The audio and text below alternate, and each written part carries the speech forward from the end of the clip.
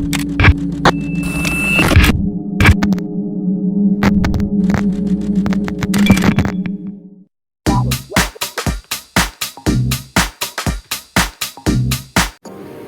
chào tất cả các bạn đã quay trở lại với kênh của Văn Hóng Lazada. Và hôm nay mình sẽ tiếp tục với series máy hàn. Đây, mình có cái máy hàn đồng ký này, có cái mặt nạ gì à? Cái mặt nạ này mua ở trên Lazada này, cái mặt nạ hàn này. Đó. Đây là trước là mới mua, nhưng gần nhất là cái găng tay da cừu với da bò như này. Đó, cái găng tay này, cái găng tay nhìn lúc đầu mình thấy nó rất là xì đai, nhưng mà khi mà mình hàn ấy mình thấy rất là ngon anh ạ. Nó chống nóng chịu nhiệt rất là tốt, sờ không bị bỏng, mình có thể trực tiếp sờ những que sắt đang hàn này, hoặc là sờ vào đầu que hàn này, cái này rất là ngon.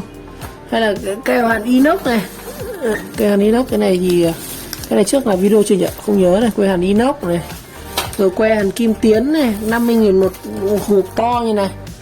Và mình thấy rằng chơi cái bộ môn hàn này công nhận cũng tốn kém và nó cũng rất nhiều các cái phụ kiện. Hôm nay thì mình sẽ review thêm một cái phụ kiện nữa mà chắc là anh em hàn cũng sẽ hay sử dụng, đó chính là cái nam châm hàn ở trong cái túi này, và chúng ta cùng review nhé.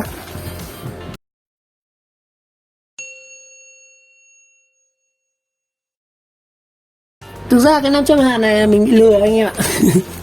Bị lừa. Mình xem ở trên cái web nó quảng cáo rất to, nhưng mà khi mình nhận thực tế thì nó chỉ đây, cái này chơi hàn anh ạ. Tôi tưởng nó to lắm, cái bóng đập về ấy. Trong này có cái gì đây? Trong này là cái đồng hồ điện tử. Mình tưởng nó to lắm, mà khi mà mình về thực tế mình nhận thì nó bé tủn nhột thế này. Thế mà cũng là như nó kẹp được 5 cân thì phải.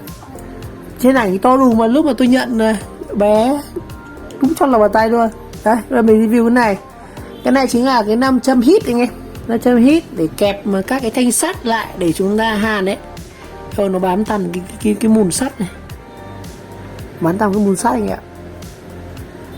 Từ từ mình phải bóc này đi, nó dính tàn cái mùn sắt rồi, không như mình hàn ở đây nó dính hết này.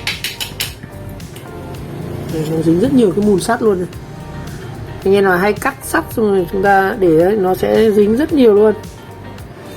Rồi, hôm nay chúng ta sẽ review cái này nhá. Ok, đây, nó dính nhiều mùn sắt quá anh ạ. Cái này nó hình kim tự tháp. Một đầu này vát này, một đầu này, một mặt này, hai mặt, ba mặt, bốn mặt, năm mặt. Như vậy nó có là cái ngũ cạnh nhá, cho nó bo tròn này. Mình chưa dùng cái này bao giờ, tại vì hàn thực sự mình không chuyên anh em. Đây,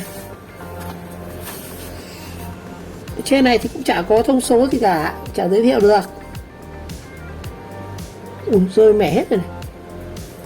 Để nó hút những cái mặt sắt vào rất là nhiều luôn. Rồi, cái tác dụng của thằng này chính là để kê góc vuông. Đây, ví dụ như mình có hai cái sắt hộp đây. Đấy, sắt hộp như này.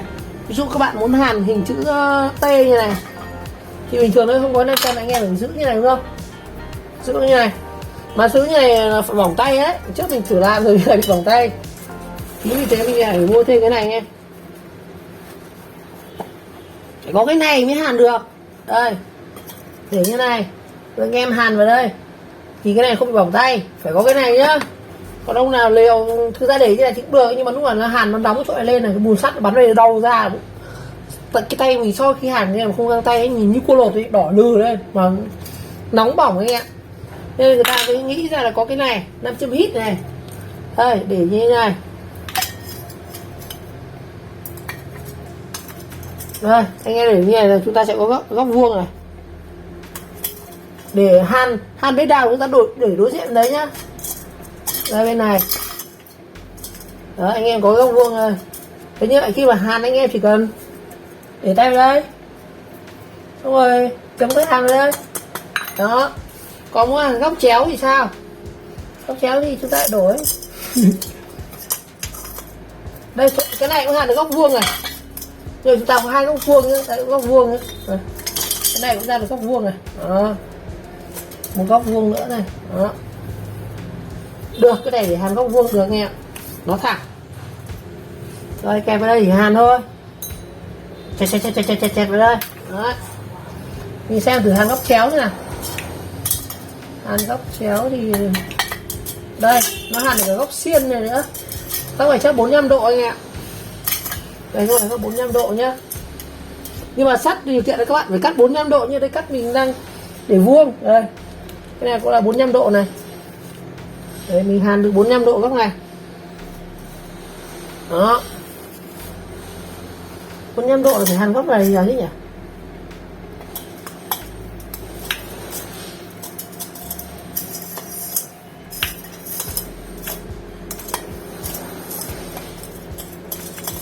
Đây anh em chắc để cái này.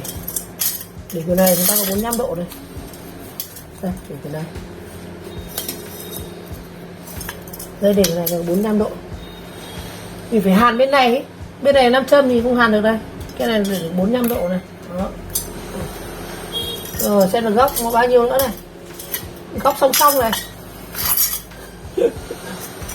Cứ song song như này thì mình có thể hàn ở đây để kẹp hai cái thanh này với nhau. Mà tôi nghĩ cái này không tác dụng lắm.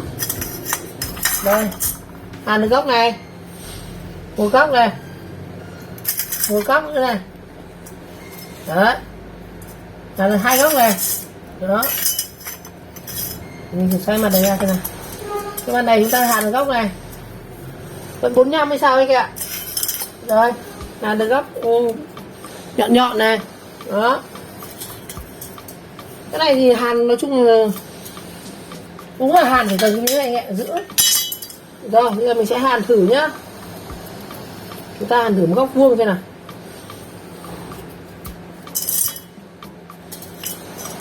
Đây là góc vuông ở đây. Tôi hàn thử luôn cho các ông xem.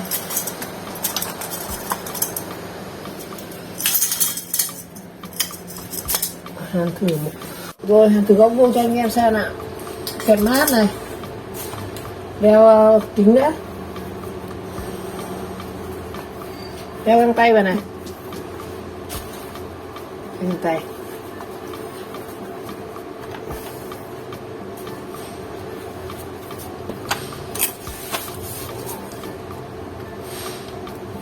Đó.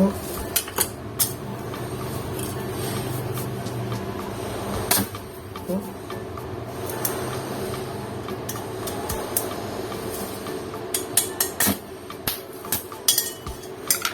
Thủ tướng có hàn rồi.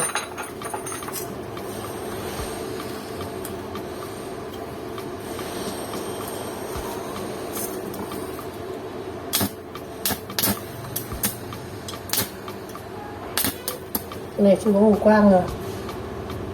Mình vặn lên một sóng mấy rồi nhỉ.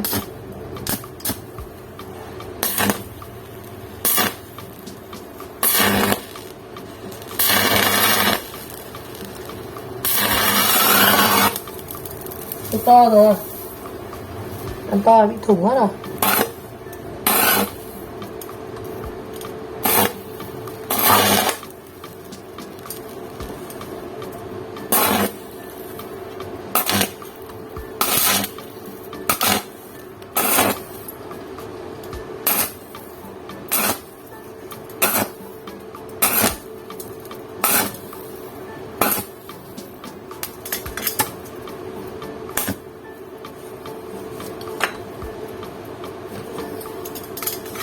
Đây, cái đại khái nó cũng ra được hình vuông. Rồi đây cho anh xem nhé, mình hàn gọi là để nó ra góc vuông thôi, chứ còn hàn không được đều lắm. Cái này cũng chưa ăn anh ạ. Đây, bỏ cái găng tay ra. Đây, cho em thấy ra được góc vuông này. Đấy, hàn góc vuông chưa? Tất nhiên là cái mới hàn này mình hàn bị thủng mẹ mất anh em ạ. Để dòng cao quá nó đánh thủng mất. Con này thì hàn chỉ để khoảng 160 thôi anh em nhá. Nếu mà sắt 2 ly ấy, thì 160 thôi. Mình lúc anh mồi mình lên 170. Đây, thẳng chưa? Đấy, anh em hàn những cái góc vuông như này thì rất cần cái 500 ml này, cái tác dụng nó chỉ thế thôi. Đó. Bây giờ mình thử hàn một cái góc xiên nhá. Hàn thử góc xiên như nào, phải đập cái ra anh em. Ở đây mình sẽ hàn một góc xiên 45 độ. Nóng quá anh ạ. Nóng canh nóng anh ạ. Mình sẽ hàn thử một góc xiên nhá. Rồi để hàn góc xiên thì đây.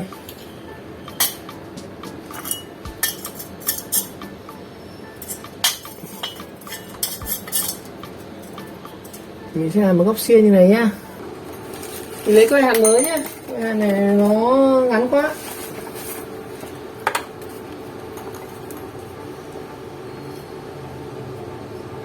Đeo găng tay mình nữa.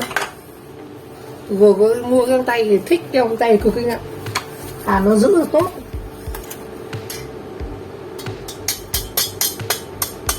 Chứ cái mát.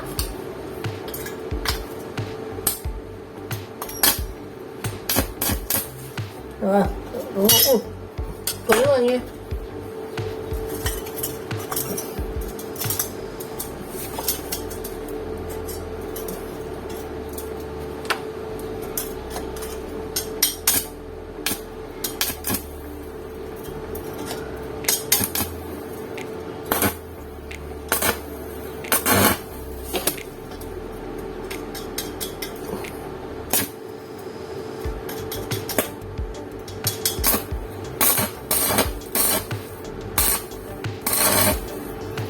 Hơi cao rồi, chỉ có 50 thôi.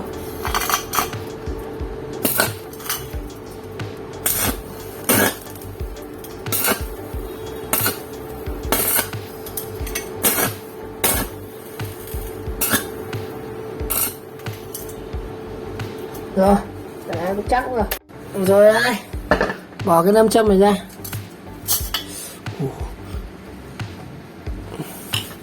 Rồi, mình hàn được góc 45 rồi anh em. Tất nhiên khi nó lên chân như này thì mình sẽ cấy thêm một đường hàn ở dưới đây nhá. Đây, ta sẽ có một góc 45 đây. Đấy. Được góc 90, góc 45. Không biết có làm được góc 120 không nhỉ? Chắc là không nghe. Góc này thì nó ra 90 này. Góc này 45. Góc này vẫn 45 mà. Mấy thằng này nó cùng một góc 45 hết. Đây. Như vậy cái này thì theo mình thấy thì chúng ta chỉ hàn hai góc là 45 và 90 thôi. Thực ra mình vẫn có thể hàn được góc 180 trừ đi 45 thì ra góc này. Mình để đặt này. Thực ra đây là cùng một góc mà 45 cái góc. Đây, tính cái góc này thì là góc 180 trừ 45 là góc 135 à. Đó, góc 135 đấy, góc này. Cái này để anh em hàn xiên này, các kiểu này. Đó. Nói chung là cái này mình mua hình như là khoảng 20.000 hay sao nhỉ? Chỉ khoảng 20.000 thôi. Cũng rẻ. Nói chung là cái này thì chắc là với nhu cầu mình hàn ít thì cái này ok. Còn anh em nào hàn những cái múi lớn, cái sắt to thì có thể mua cái loại size to hơn. Chứ mình nghĩ rằng với cái loại bé này thì chắc mình dùng ok rồi. Với tải trọng 5 cân thì cái này dư sức. Rồi, video ngày hôm nay mình chỉ làm đến đây thôi. Chúng ta vừa có mình có bài video review chi tiết về cái miếng nam châm hít cho hàn sắt. Nếu anh em thấy video hay và ý nghĩa, các bạn nhớ like, subscribe ủng hộ kênh và chờ đón các video tiếp theo. Xin chào và gặp lại. Ok.